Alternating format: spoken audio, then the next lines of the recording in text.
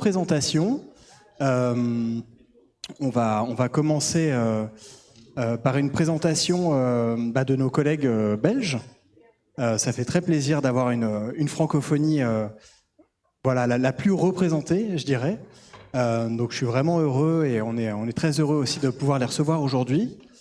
Je voulais juste peut-être rapidement un peu contextualiser, puisqu'on avait un argumentaire sur la recherche participative, dont on avait un peu formalisé une problématique entre injonction et opportunité. Donc c'est vrai que dans la recherche participative, parfois, les participants peuvent être instrumentalisés, ça arrive, c'est un risque, et en même temps, c'est à l'inverse parfois une opportunité pour pouvoir décloisonner, pour pouvoir finalement remettre de l'interdisciplinarité, pour pouvoir finalement aussi avoir une collégialité qui inclut aussi les personnes concernées, ce qui n'est pas toujours le cas, notamment dans les milieux hospitaliers qui sont assez centrés parfois sur d'autres valeurs. Donc là, l'idée, c'est vraiment aussi d'essayer de comprendre comment les projets qu'on va vous présenter participent, et on va voir si c'est le cas, à une forme d'horizontalisation, une forme d'aplanissement des rapports qui parfois sont asymétriques, en tout cas dans le contexte de soins et d'accompagnement. Et alors, donc les cinq intervenantes et intervenants qui sont présents aujourd'hui, donc je vous donne juste l'intitulé « La bienvenue, un projet de recherche-création sur les lieux de lien mêlant cinéma, recherche, design et politique ». Alors pour le cinéma, on va accueillir donc Maya Duverdier. Pour la dimension recherche, on aura Naomi Aoura, Thomas Ronti et puis Sophie Tunus. Et pour le volet plus politique, on aura Martin Cauchy. Voilà, je vous laisse démarrer. Vous avez 40 minutes. Je ne sais pas à combien on est rendu là.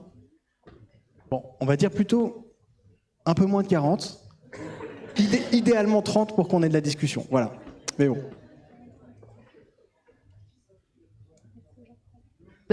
Bonjour à tous. Donc peut-être avant de commencer, vous donner une petite idée du plan de la présentation, comment elle va se dérouler. PowerPoint. Oui.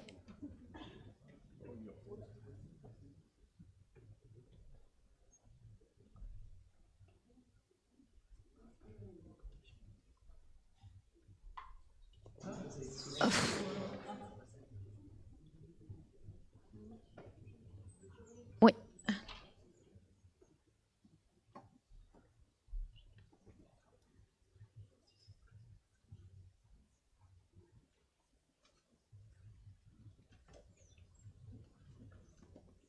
Donc, je vais vous présenter un petit peu le plan de la présentation. On va commencer par vous montrer un extrait d'un court-métrage qui a été finalisé l'an dernier et dont le long-métrage est en cours de finalisation. On va vous montrer 5 minutes pour vous donner un aperçu.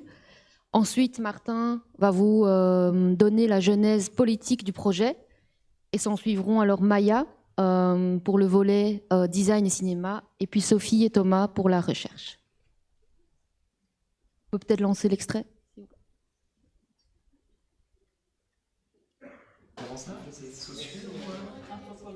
Anthropologie.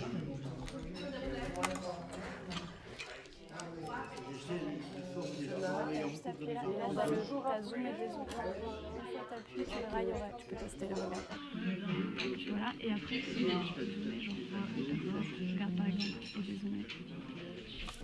Qu'est-ce que tu as fait aujourd'hui? J'ai peint mes caisses. Des caisses? Oui. En bois? Des caisses en bois. J'ai peint en blanc. Et qu'est-ce que tu vas faire des caisses? Je vais... Tu vas ranger des livres ou... Non. Non? Ça va être des petits... C'est des petits Les bébés, bébés, les enfants. des enfants. Voilà, Ils les sont enfants. dans la caisse, Ah ouais. Voilà. qui crient. Il y aura en dessous, il y aura le son des enfants sur la caisse du bas. Voilà. Et au-dessus, il y aura un petit trou pour avoir de la lumière, pour éclairer. Comme un petit théâtre. Un petit théâtre. Voilà. Et toi, Josiane? Moi, je sculpte de la pierre bleue avec un marteau et un burin. Et ça fait du bien. La pierre bleue. Ouais. Tu es en train de faire Quelque chose ou... Oui, oui. De toute façon, je fais pas rien puisque je tape sur mon bureau. L'espace 51 est né juste avant cette notion de mode lien, justement. Notre idée, c'était de faire quelque chose sur le mode club, mais sans la notion thérapeutique. Quelque chose qui soit vraiment le plus détaché possible d'une institution. On a lancé cette histoire en disant, voilà, créons un lieu qui soit ouvert aux citoyens, participatif, et où les professionnels qui y viennent, puisque c'était interinstitutionnel, ne viennent pas là comme professionnels, mais comme citoyens. Ça rompt déjà avec le principe traditionnel qui serait de dire on a une institution qui sera supervisée par des professionnels qui vont rythmer la journée, qui vont proposer des activités et peut-être éventuellement on sera obligé d'y participer. Ici, l'idée c'était de dire voilà, on a un espace, c'est vide. Il n'y a rien, il ne se passe rien. Maintenant, qu'est-ce qui se passe? Et puis après, tu vois ce qui émerge. Mais ça, tu sais pas à l'avance ce qui va se passer, tu sais pas comment ça va se structurer, tu sais pas la pérennité de tel atelier ou tel autre. Est-ce que ça se veut pérenne ou pas, ou ça n'a aucune espèce d'importance. C'est de l'expérimentation. Bon, moi, ce que j'ai cherché tout au début dans des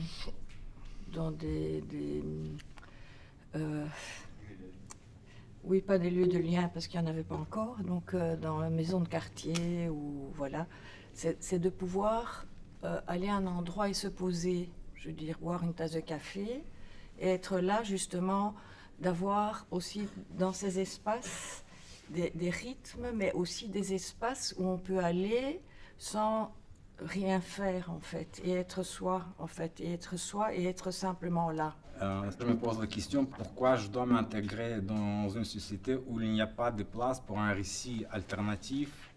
Société, ça veut dire association amicale avec les autres ou communauté tout simplement, ce que je trouve complètement faux dans mon cas. Et elle n'a jamais été amicale envers moi. Moi, je suis tout nouveau en fait de cette chose-là, lieu de lien. Et donc en venant dans le lieu, c'était l'atmosphère neutre, mais plutôt du côté positif, où on n'est pas tout de suite zoomé sur moi, genre on m'a pas obligé de m'identifier à quoi que ce soit, j'étais libre à choisir participer au pas, c'est un peu ça l'idée, adhérer au pas. Et donc finalement, j'étais agréablement surpris de rencontrer quand même pas mal de gens très sympas, vous tous, toutes, qui fait en sorte que voilà, je reviens et ça m'a fait du bien en tout cas.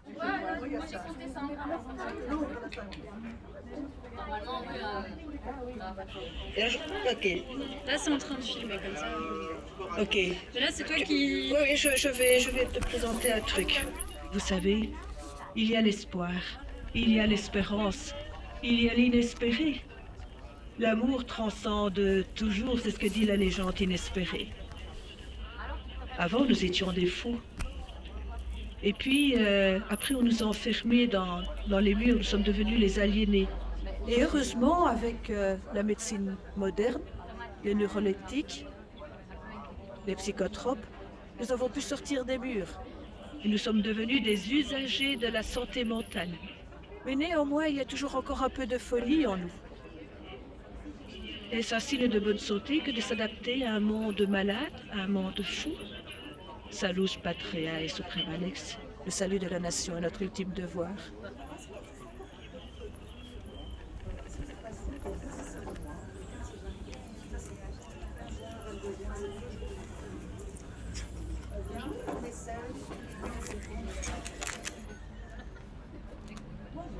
C'est fini.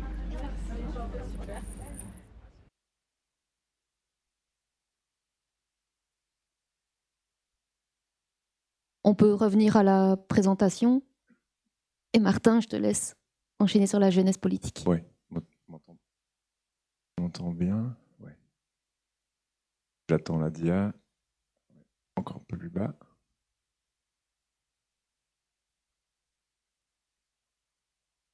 On ne peut pas l'avoir un peu plus bas encore, alors du coup, enfin, je peux commencer par le premier point. Donc, en Belgique, on a une réforme qui correspond sensiblement à ce qu'on vit depuis des décennies dans le champ de la psychiatrie. sur base de recommandations de l'OMS que vous connaissez bien. Je pense qu'on peut réduire ou résumer en 2 termes principaux ces mouvements de réforme que sont le rétablissement et la désinstitutionnalisation. Je pense que ça vous parle suffisamment, mais on a aussi compris ce matin, ou depuis ce matin, au travers de nos présentations, que ces termes peuvent être galvaudés à pas mal d'égards, et ça ne nous dit pas finalement grand-chose de la manière dont, effectivement, sur le terrain, empiriquement, comment est-ce que se déploient ces 2 principes normatifs, disons. Et donc, en Belgique, on est dans un effort de compréhension, comme ici, d'analyse de ces pratiques et de ces évolutions, et de la mise en œuvre des politiques. Non, il faut... Enfin, oui.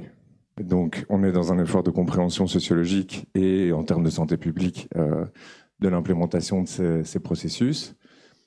Et une étude a retenu quand même assez bien notre attention ces dernières années en région bruxelloise. L'étude de Sophie Tunus, ici présente, et de sa collègue Carole Walker, qui visait à sociologiser ou à, en tout cas empiriquement, suivre les parcours des personnes en psychiatrie et donc susceptibles d'être engagées dans des processus de rétablissement et d'être accompagnées dans ces nouveaux dispositifs, équipes mobiles, dispositifs ambulatoires, travail en réseau, etc., tous les termes que vous connaissez bien. Et de cette étude est ressortie l'identification de lieux qui passaient relativement sous les radars du champ de la psychiatrie classique à qui on demande de se désinstitutionnaliser.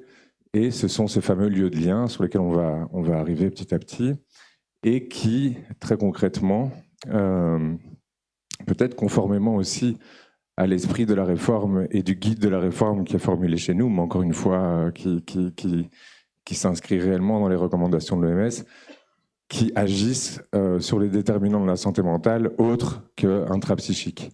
Donc, l'accès à un travail, l'accès à un collectif, l'accès à une vie communautaire, les déterminants sociaux au sens du lien.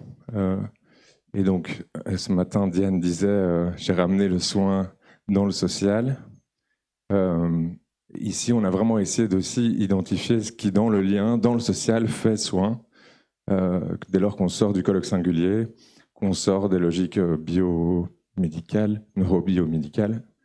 Voilà, on peut passer à la dia d'après.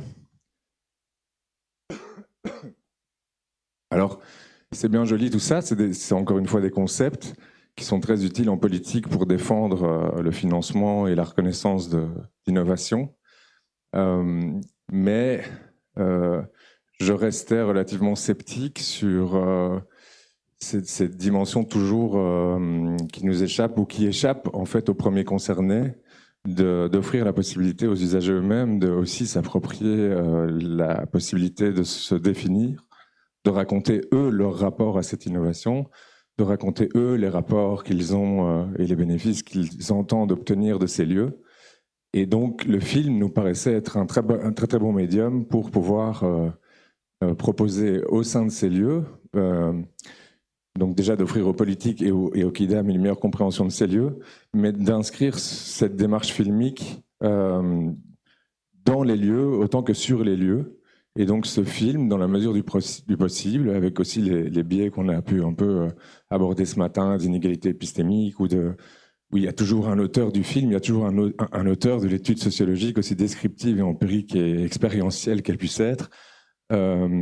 Mais il nous semblait opportun d'en tout cas approfondir ce médium pour aussi se départir de certains biais qu'on retrouve dans la recherche, où il est très compliqué de finalement aussi pouvoir mettre en forme des contenus qui soient à la portée des premiers concernés et quitter une forme d'idéalisation de rapport horizontal dans ces processus de production de savoir.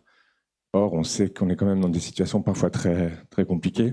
Et donc, le médium filmique, je pense, on va le voir après, nous apporte certainement autre chose encore que la recherche telle qu'elle est innovée dans ce qu'on a pu aussi aborder aujourd'hui, mais dont on a connaissance. Voilà.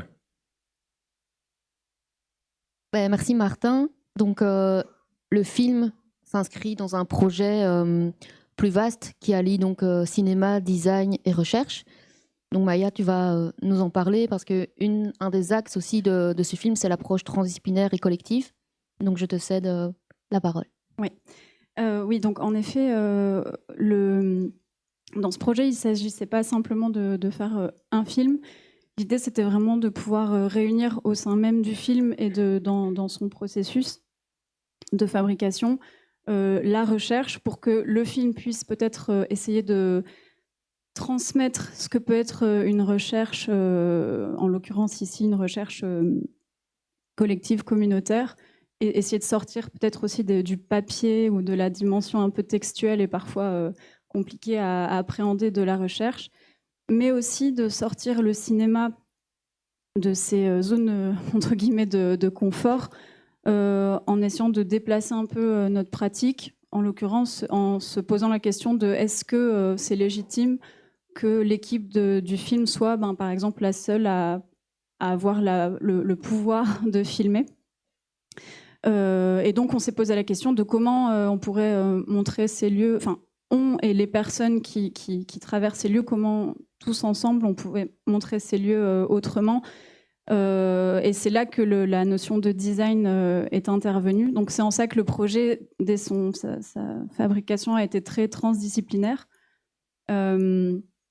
Et qu'il a aussi fait écho à la dimension collective des lieux, puisqu'en fait, on se rend compte quand on parcourt ces lieux que le collectif est vraiment permanent dans l'atmosphère des lieux. Il y a toujours du monde. On peut aussi y passer du temps seul, mais finalement, on est quand même toujours entouré. Donc voilà, nous, je pense que dans notre approche aussi, on a trouvé cette dimension collective.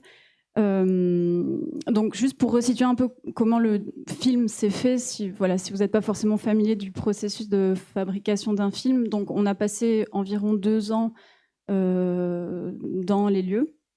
D'abord sans caméra évidemment, donc ce qu'on appelle un peu comme ça la période de repérage. Mais en fait qui s'est déroulé ensuite sur tout le processus parce que le temps dans les lieux, moi personnellement j'y ai passé énormément de temps, je continue d'y passer du temps, même personnellement, jusqu'à ce qu'on puisse connaître suffisamment les lieux, les personnes et sentir qu'à ce moment-là on peut amener une équipe pour filmer. Et en parallèle, on a mis en place des ateliers de design donc participatifs avec toute personne qui souhaitait prendre part au projet, et avec des designers, on a réfléchi tous ensemble à ce que pourraient être ces outils qu'on allait inventer, qu'on a appelés les caméras mobiles, et qui sont en fait des dispositifs qui répondent aux envies, plutôt aux envies en fait plus qu'aux besoins, parce que finalement l'idée c'était vraiment aussi d'être dans le plaisir de fabriquer ensemble et donc les envies des différentes personnes de comment filmer ces lieux, comment essayer de capter cette notion de lien qui est un petit peu, à la fois qu'on vit tous, mais qui peut aussi être assez abstraite. Donc voilà, on a inventé vraiment des objets. Par exemple, pour vous donner un exemple, il y a la caméra 2 ici, qu'on a nommée la caméra 2, où là l'idée c'était plutôt de traduire le lien, mais sans parole, par le regard, parce que en fait, quand on arrive dans un lieu, en fait, peut-être que la première chose qui se passe, finalement, c'est des échanges de regards avant tout.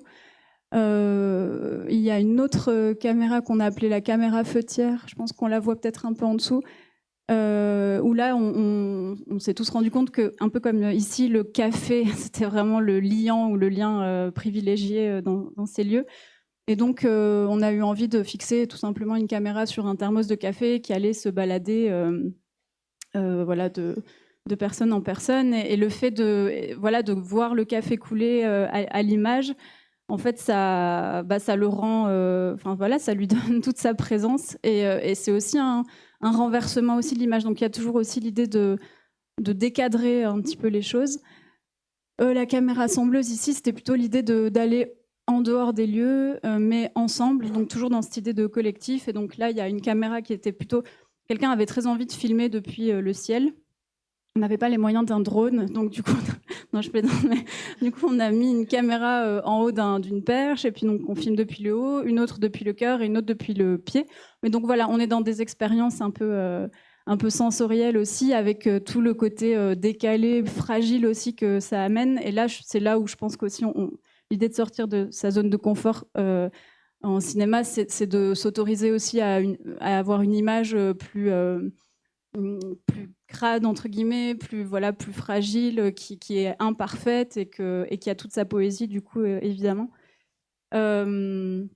Voilà, donc ces caméras, vous les avez pas vues dans le petit court-métrage, mais en fait, dans le film long, elles ont circulé. Et vous les verrez dans le film plus long, si vous le voyez. Et enfin, l'idée, c'était aussi de dès le départ, comment prendre soin en faisant le film et montrer le soin à l'œuvre dans les lieux. Donc voilà, enfin ça, disons qu'on a vraiment voulu respecter aussi la manière dont les gens traversent les lieux, à savoir que en fait, parfois il y a des gens présents, parfois ils sont absents, et que ça fait aussi partie de nous. On a intégré ça aussi dans notre processus. Le film ou le projet global est devenu aussi c'est intégré dans le planning des lieux. Enfin voilà, donc il y avait vraiment l'idée de pas s'imposer, mais plutôt que on reste toujours une forme d'invitation, voilà, pour les gens. Je dois m'arrêter. Merci Maya, mais à ton aise, tu peux passer ton micro à Thomas. Merci beaucoup. Donc le dernier pan de ce projet collectif, c'est la recherche. Donc je laisse Sophie et Thomas nous introduire cette dimension. Oui, bonjour tout le monde. Bonjour Sophie. Par rapport à la recherche, j'avais quelques questions à te poser pour que tu puisses expliquer un petit peu comment s'est passé notre projet de recherche.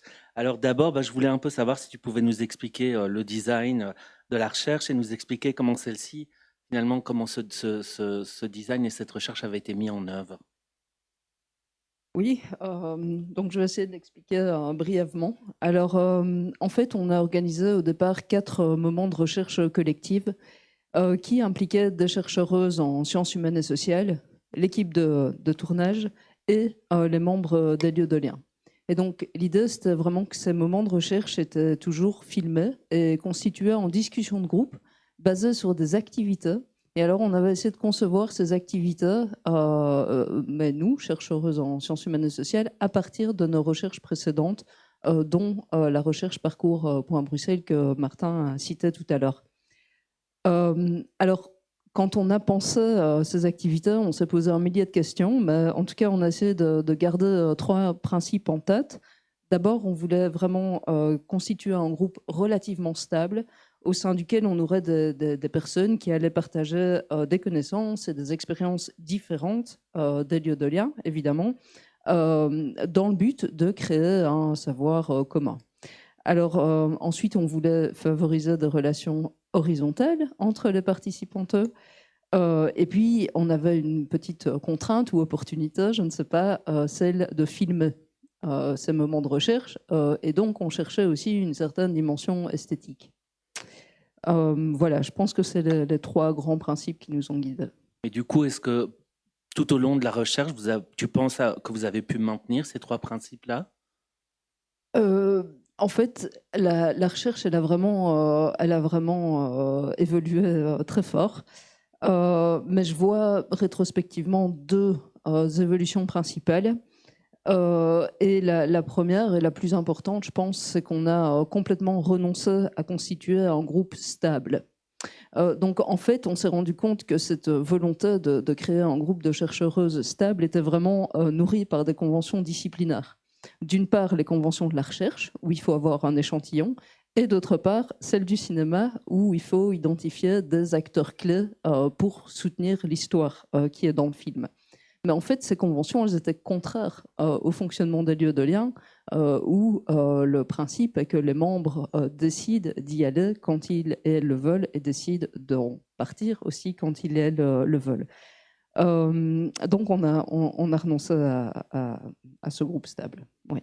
Ça a l'air d'être un changement et un renoncement important par rapport à ce qu'une recherche normalement dite traditionnelle se développe. Donc, qu'est-ce qui s'est passé en fait ? En fait, ça s'est fait. Je peux partager tout ça aujourd'hui rétrospectivement, parce qu'on en a beaucoup parlé ensemble, mais ça s'est fait tout seul. Je pense qu'on a pris confiance en fait dans le processus, parce que même si les participantes changeaient d'une fois à l'autre, on s'est rendu compte qu'ils et elles étaient toujours là. Grosso modo, il y avait toujours une vingtaine de personnes qui étaient là. Alors, ça ne veut pas dire qu'on n'a pas été interpellé, qu'il n'y a pas eu des moments de petite crise pendant les processus, qu'on ne nous a pas interpellé notamment sur le fait que notre recherche risquait potentiellement de rigidifier le fonctionnement de ces lieux. Mais ça fonctionnait. Et donc la confiance en fait, qu'on gagnait dans le processus nous a assez naturellement mené, je pense en tout cas, à nous concentrer un peu moins sur les activités. Et ça, je pense que c'est intéressant parce qu'on s'est dit rétrospectivement que peut-être que l'attention qu'on avait portée à ces activités au début du processus pourrait refléter en fait une certaine volonté de contrôle de notre part sur ce processus de recherche et aussi refléter nos stéréotypes sur les participantes, des stéréotypes qui nous auraient poussé, que nous le voulions ou non, à surpenser le cadre. Et d'ailleurs, je pense que l'attitude des participantes à la recherche va dans le sens de cette interprétation, puisque nous avons remarqué qu'ils et elles mettaient vraiment beaucoup de soin à rencontrer nos attentes. Du coup, quand et comment en fait vous avez réussi à prendre conscience de ça? Mais ça, c'est une très bonne question parce qu'en fait, si ces observations, en fait, si la recherche n'avait pas été filmée, on s'en serait pas rendu compte. Et ça, je pense qu'en termes de recherche participative, sans rire, c'est important. Parce que si on n'avait pas décidé effectivement de re-regarder ces recherches plusieurs fois, individuellement et collectivement, je pense qu'on n'aurait pas eu cette opportunité d'avoir un regard réflexif sur le dispositif qu'on a mis en place. Et en fait, de cette façon-là, on a vraiment pu se voir en action et être directement confronté à notre image et à notre attitude qui paraissait en fait beaucoup plus directive que nous le souhaitions, en particulier lors des premières recherches. Et on a aussi remarqué d'ailleurs que c'est lors de la dernière recherche, quand on a tout à fait lâché le cadre, donc je ne l'ai presque pas modéré en fait, que le lien est véritablement apparu. Et la deuxième évolution dont tu parlais? Donc en fait, dès la toute première recherche, on s'est vraiment rendu compte que les membres des lieux de lien s'emparaient, s'appropriaient, elles et eux aussi, le dispositif, dans la mesure où, pendant ces moments de recherche, ils et elles faisaient un petit peu la publicité des activités qui se passaient dans leur lieu de lien pour les faire connaître aux autres. Et alors, ce qui est intéressant, c'est que cette appropriation s'est nettement accentuée à partir du moment où on leur a montré le court-métrage. Parce qu'en fait, notre projet vise à faire au final un long-métrage, mais il y a eu une étape de travail intermédiaire avec un court-métrage. Et donc, entre les deux premières recherches et les deux dernières, les membres des lieux de lien ont vu le court-métrage. Et je pense qu'à ce moment-là, comme ils ont vu les interventions que vous avez vues juste avant, ils et elles se sont rendus compte que ce qui était dit pendant les moments de recherche pouvait se retrouver dans le film et donc directement parler au public et aux politiques. Et donc à partir de là, on a vu vraiment ce processus d'appropriation s'est vraiment accentué. Mais justement, par rapport à la thématique du jour, est-ce que tu penses qu'on s'est vraiment inscrit finalement dans une démarche participative ? Alors, à vrai dire, quand on a démarré le projet, qui est un projet du coup qui combine recherche et cinéma, on était vraiment motivé tout simplement par une ambition de faire une science sociale partagée et plus communicable. Voilà, une ambition qui est au cœur du projet de Jean Rouch, par exemple. Et donc, à vrai dire, on n'a jamais utilisé le terme de recherche participative. Peut-être aussi qu'on voulait éviter ces écueils, de diriger la participation en norme un petit peu pour légitimer la production d'un savoir scientifique.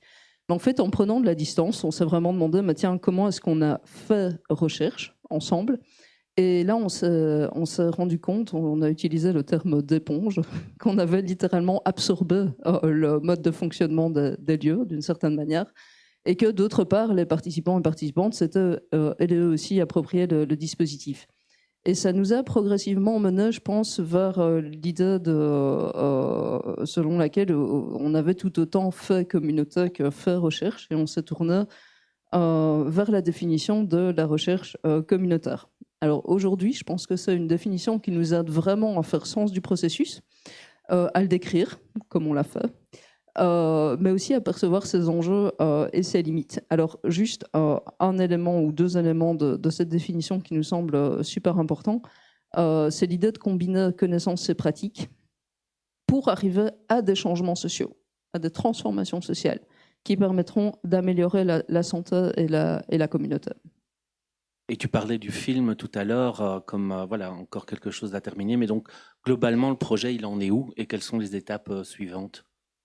Justement, je pense que par rapport à ça, l'idée de recherche communautaire est vraiment stimulante parce qu'elle nous permet d'ancrer un processus qu'on croyait terminé avec le film, en fait, mais qui ne l'est pas du tout, d'ancrer le processus dans la durée, dans une idée de transformation sociale. Et donc maintenant, on voit deux axes de travail principaux.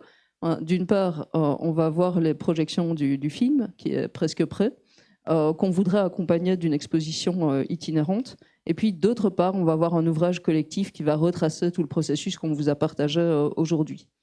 Alors, avec ces deux axes de travail, d'abord, avec le premier axe de travail, on souhaiterait vraiment, en fait, observer ce qui va se passer avec le film et voir comment le film va potentiellement influencer une réflexion sur la désinstitutionnalisation, sur la déstigmatisation et peut-être être un acteur d'éducation permanente. D'autre part, avec l'ouvrage collectif, on veut surtout vraiment témoigner de notre expérience et continuer à la questionner. Et au total, ce qui nous semble super important avec ces deux axes, c'est de poursuivre les questionnements qui ont été initiés avec cette communauté, y compris les membres des lieux de lien qu'on a créés pendant la bienvenue, puisque ça fait quelques années qu'on mène ce projet. Et puis aussi élargir cette communauté, y inclure des acteurs, des actrices des sphères politiques, professionnelles, sociales et administratives pour faire émerger de nouvelles questions. Voilà. Merci Sophie. Avec plaisir Thomas.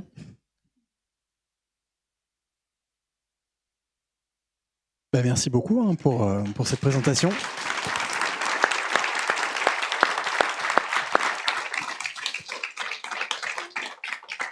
Est-ce que quelqu'un a une question on va peut-être se limiter à une question.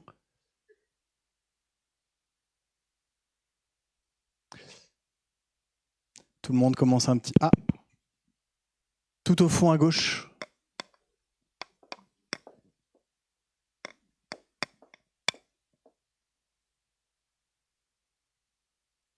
Merci beaucoup.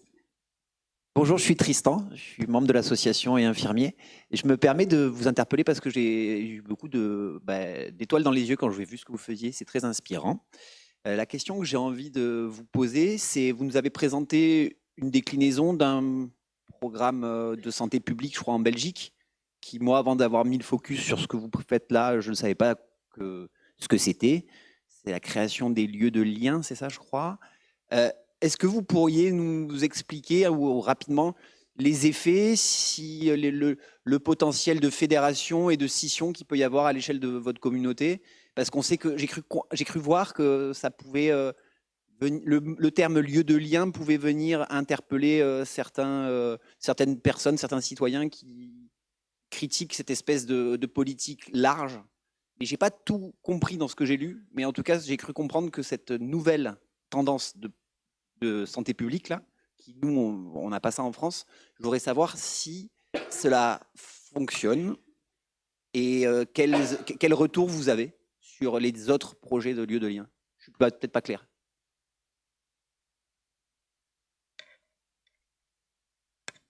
Oui, ok. Je vais essayer de répondre très brièvement. Alors, les lieux de lien, ça reste une initiative régionale en termes de programme de santé publique.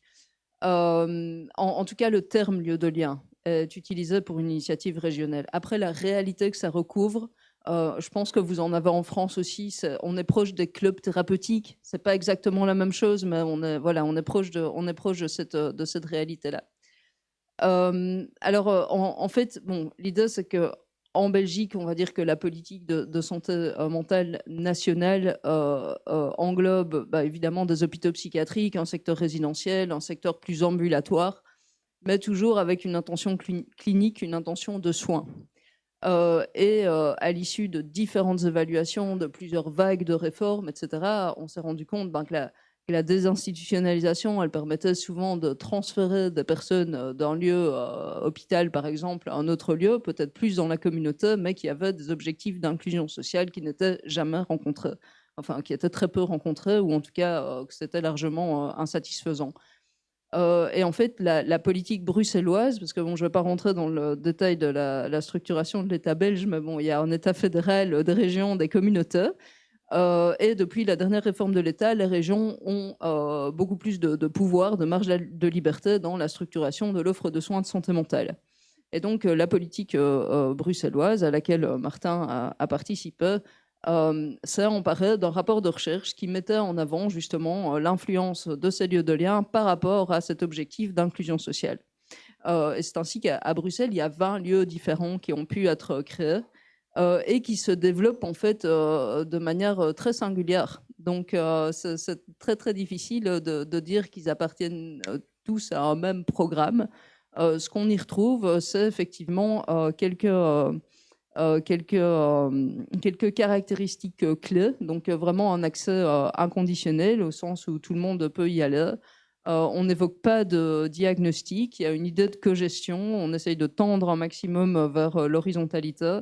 Il n'y a pas d'intention clinique et thérapeutique affichée, donc il peut y avoir un effet de soin, mais il n'y a pas de recherche de l'effet de soin.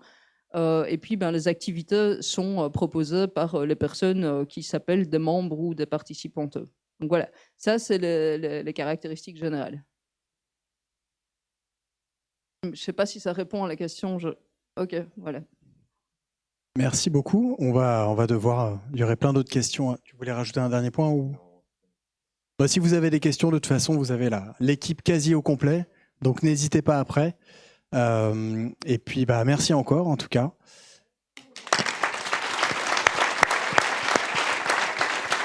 Et on va accueillir